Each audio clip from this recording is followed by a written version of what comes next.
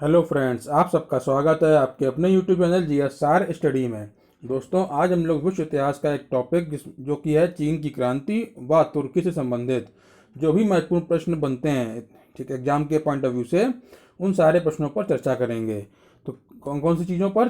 चीन की में जो क्रांति हुई थी और जो तुर्की का इतिहास है उससे संबंधित महत्वपूर्ण प्रश्नों पर चर्चा करेंगे। अगर आपने हमारे चैनल को सब्सक्राइब ना किया हो फ्रेंड्स, तो उसको सब्सक्राइब कर लीजिएगा। और अगर जो भी पिछले वीडियो हम लोगों ने बनाए हैं उसका लिंक हम लोगों ने डिस्क्रिप्शन बॉक्स में दे रखा है। अगर आपने वो वीडियो ना देखे हो तो उसमें जाकर आप देख सकते हैं। तो वीडियो को अंत तक देखिएगा फ्रेंड्स, ये बहुत ही इंपॉर्टेंट होगा। चलिए चलते हैं क्वेश्चंस की तरफ। तो पहला क्वेश्चन कह रहा है, चीन की क्रांति कब हुई थी? तो दोस्तों, इसका सही आंसर है 1911 ईस्वी। ऑप्शन नंबर 3 एकदम राइट आंसर है। चीन की क्रांति हुई थी 1911 ईस्वी में। उस समय चीन में मंचू राजवंश का शासन था। दोस्तों, किसका शासन था? मंचू राजवंश का। ठीक है।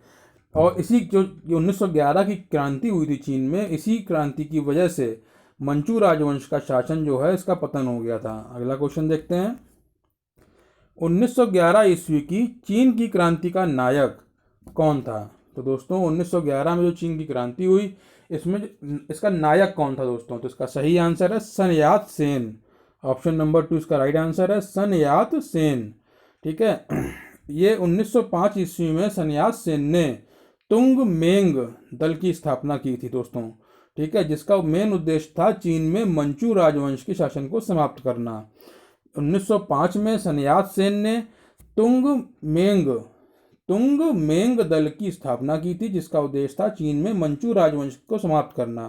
तो 1911 में जो क्रांति हुई थी इसका नायक था सन यात सेन। अगला क्वेश्चन देखते हैं। क्रांतिकारियों ने सन यात सेन को अपनी सरकार का अध्यक्ष कब चुना? तो दोस्तों, इसका सही आंसर है 29 दिसंबर 1911। ठीक है, 29 दिसंबर 1911। ऑप्शन नंबर 1 इसका राइट आंसर है। 29 दिसंबर 1911 को क्रांतिकारियों ने सन यात सेन को अपनी सरकार का अध्यक्ष चुना दोस्तों। ठीक है। 1911 की क्रांति के बाद चीन में गणतंत्र शासन पद्धति की स्थापना हुई थी दोस्तों। ठीक है, अगला क्वेश्चन देखते हैं। कोविनेड लीग सोसाइटी का संस्थापक कौन था?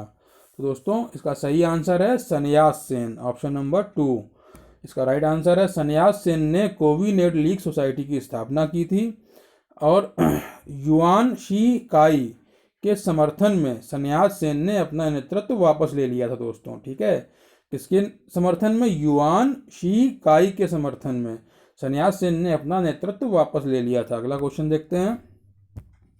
सन यात सेन ने कुओमिंतांग पार्टी की स्थापना कब की थी? दोस्तों, ये पार्टी का नाम ध्यान से याद कर लीजिएगा। सन यात सेन ने किस पार्टी की स्थापना, पूछा जा रहा है, कब की थी? कुओमिंतांग। ठीक है, कुओमिंतांग पार्टी की स्थापना कब की थी? तो 1912 में। इसका सही आंसर है ऑप्शन नंबर 1। 1912 में कुओमिंतांग पार्टी की स्थापना की थी सन यात सेन ने। अगला क्वेश्चन देखते हैं। डॉक्टर सन यात सेन के सिद्धांत क्या थे? तो दोस्तों, डॉक्टर सन यात सेन के सिद्धांत थे, इनके 3 सिद्धांत थे, राष्ट्रवाद, लोकतंत्रवाद और सामाजिक न्याय।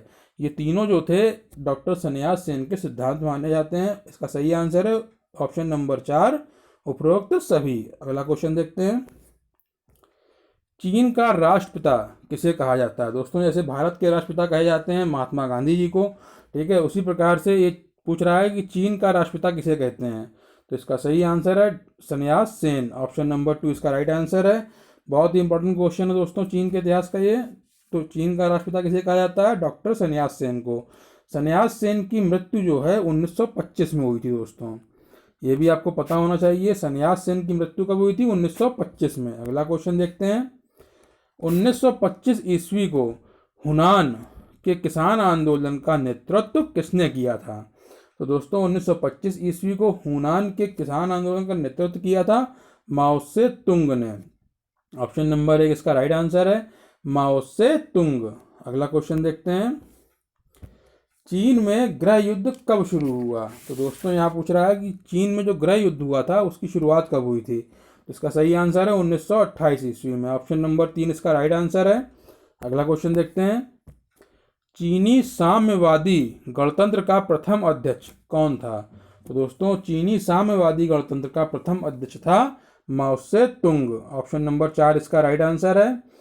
माओ से तुंग के नेतृत्व में 1 अक्टूबर, दोस्तों डेट आपको याद रखनी है, 1 अक्टूबर 1949 को चीन में जनवादी गणराज्य की स्थापना की गई थी। ये भी आपको पता होना चाहिए। अगला क्वेश्चन देखते हैं, चीनी जनवादी गणराज्य का प्रथम प्रधानमंत्री कौन था? अभी हम लोगों ने डिस्कस किया कि माओ से तुंग के नेतृत्व में 1 अक्टूबर 1949 ईस्वी को चीन में जनवादी गणराज्य की स्थापना की गई थी दोस्तों। ठीक है, अब क्वेश्चन में पूछ रहा है कि चीनी जनवादी गणराज्य का प्रथम प्रधानमंत्री कौन था? तो इसका सही आंसर है चाउ एन लाई। ऑप्शन नंबर 1 इसका राइट आंसर है चाउ एन लाई। दोस्तों चीनी जनवादी गणराज्य जो था, इसकी जो राजधानी बनाई गई थी वो थी हुनान। ठीक है, अगला क्वेश्चन देखते हैं, खुले द्वार की नीति कहाँ अपनाई गई थी? तो दोस्तों इसका सही आंसर है चीन। ऑप्शन नंबर 3 इसका राइट आंसर है। खुले द्वार की नीति चीन में अपनाई गई थी दोस्तों। और चीन के द्वार खोलने का श्रेय किसको दिया जाता है? ब्रिटेन को। ये भी आपको पता होना चाहिए। अगला क्वेश्चन देखते हैं, खुले द्वार की नीति के प्रतिपादक कौन थे? जो नीति चीन ने अपनाई थी जिसे कहा गया खुले द्वार की नीति, तो इस जो ये नीति थी खुले द्वार की नीति, इसका प्रतिपादन किसने किया था? तो इसका सही आंसर है जॉन हे। ऑप्शन नंबर 3 इसका राइट आंसर है। अगला क्वेश्चन देखते हैं, एशिया का मरीज के नाम से कौन जाना जाता था? दोस्तों एशिया का मरीज किसको कहा जाता था? तो इसका सही आंसर है चीन को। ऑप्शन नंबर 1, चीन को एशिया का मरीज के नाम से भी जाना जाता था।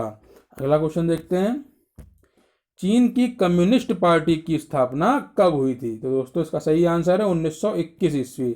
ऑप्शन नंबर 2 इसका राइट आंसर है। 1921 ईस्वी में चीन में कम्युनिस्ट पार्टी का गठन किया गया था। अगला क्वेश्चन देखते हैं, यूरोप का मरीज किसे कहा जाता था? अभी हम लोगों ने 2 क्वेश्चन पहले डिस्कस किया कि एशिया का मरीज के नाम से किसको जाना जाता था, तो उसका आंसर था चीन। अब यहाँ पूछ रहा है कि यूरोप का मरीज किसे कहा जाता था? तो दोस्तों इसका सही आंसर है तुर्की को। ऑप्शन नंबर 4 इसका राइट आंसर है। तुर्की को यूरोप का मरीज जो है वो कहा जाता था। अगला क्वेश्चन देखते हैं, मोस्ट इंपॉर्टेंट क्वेश्चन है दोस्तों तुर्की के इतिहास से, युवा तुर्क आंदोलन की शुरुआत कब हुई थी? तो दोस्तों इसका सही आंसर है 1908 ईस्वी में। ऑप्शन नंबर 3 इसका राइट आंसर है। 1908 ईस्वी में अब्दुल हमीद द्वितीय के शासनकाल में युवा तुर्क आंदोलन की शुरुआत हुई थी दोस्तों। और इसी आंदोलन में पान इस्लामिज्म का नारा दिया गया था। कौन सा नारा दिया गया था युवा तुर्क आंदोलन में? पान इस्लामिज्म का नारा दिया गया था। और किसके शासनकाल में इसकी शुरुआत हुई थी? अब्दुल हमीद द्वितीय के शासनकाल में 1908 ईस्वी में। अगला क्वेश्चन देखते हैं, आधुनिक तुर्की का निर्माता किसे माना जाता है? दोस्तों बहुत ही इंपॉर्टेंट क्वेश्चन है ये। आधुनिक तुर्की का निर्माता माना जाता है मुस्तफ़ा कमाल पाशा को। ऑप्शन नंबर 3 इसका राइट आंसर है मुस्तफ़ा कमाल पाशा। दोस्तों अब जो आगे आने वाले एग्जाम है, जैसे उत्तर प्रदेश लेखपाल भर्ती का फॉर्म आएगा, ठीक है, नेक्स्ट मंथ में, तो उसमें इस तरह के क्वेश्चन हो सकता है पूछे जाए, क्योंकि जो पेपर का पैटर्न है वो चेंज हो रहा है बराबर, और उसमें कुछ टफ क्वेश्चन पूछे जा रहे हैं। तो इन क्वेश्चनों को भी आपको अच्छे से याद रखना है।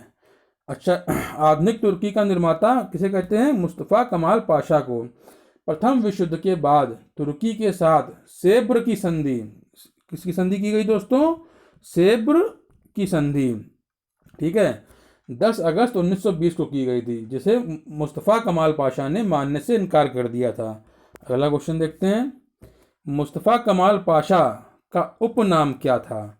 दोस्तों मुस्तफ़ा कमाल पाशा को अतातुर्क के नाम से भी जाना जाता था। इसका उपनाम था अतातुर्क। ऑप्शन नंबर 1 इसका राइट आंसर है। अतातुर्क का मतलब होता है तुर्की का पिता। ठीक है, जैसे हम लोग बात करते हैं महात्मा गांधी की कि वो भारत के राष्ट्रपिता हैं, या चीन के राष्ट्रपिता किसके बारे में कहा गया है? तो सन्यास सेन को कहा गया है। वैसे ही तुर्की का पिता कहा गया है मुस्तफ़ा कमाल पाशा को, उसका उपनाम था अतातुर्क। अगला क्वेश्चन देखते हैं, तुर्की में एकता और प्रगति समिति का गठन कब हुआ था? तो दोस्तों इसका सही आंसर है 1889 में। ऑप्शन नंबर 2 इसका राइट आंसर है।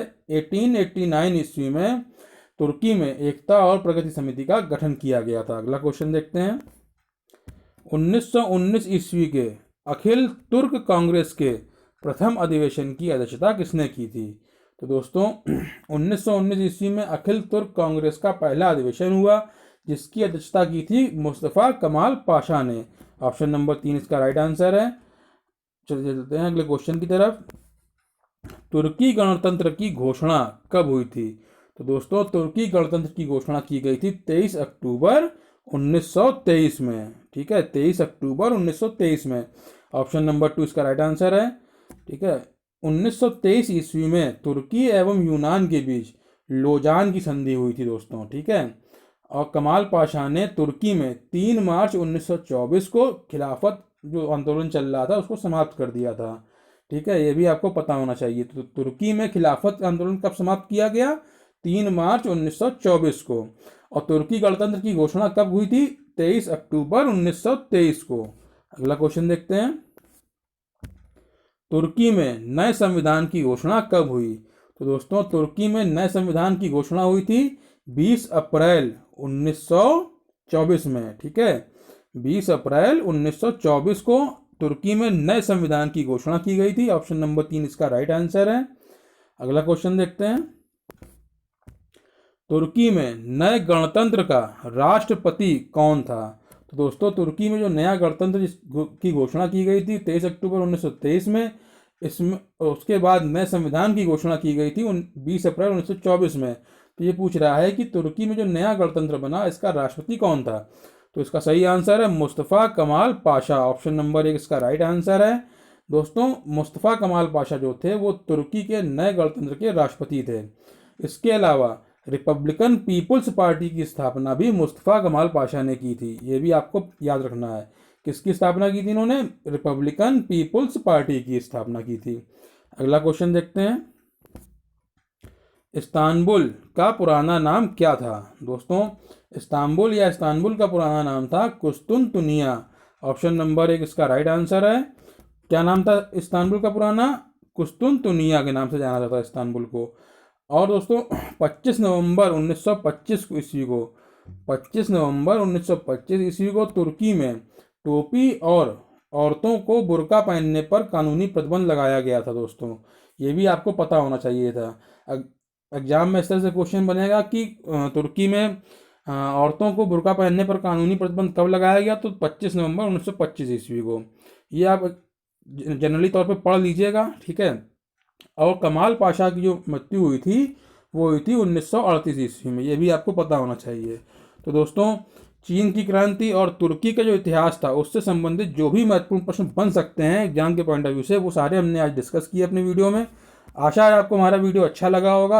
अगर आपको हमारा वीडियो अच्छा लगा है तो हमारे वीडियो को लाइक कीजिएगा फ्रेंड्स, और उसको शेयर कीजिएगा। अगर आपने हमारे चैनल को सब्सक्राइब ना किया हो फ्रेंड्स तो उसको सब्सक्राइब कीजिएगा। मिलते हैं ऐसे ही और इम्पोर्टेंट क्वेश्चंस के साथ में अगले वीडियो में। Thank you friends.